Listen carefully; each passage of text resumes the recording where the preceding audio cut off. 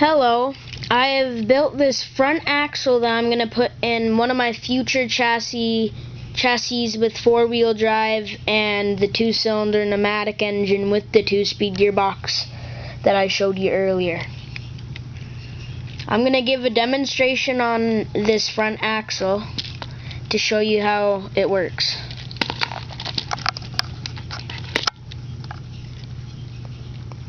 There's a differential, 1-on-1 gear ratio, the steering system,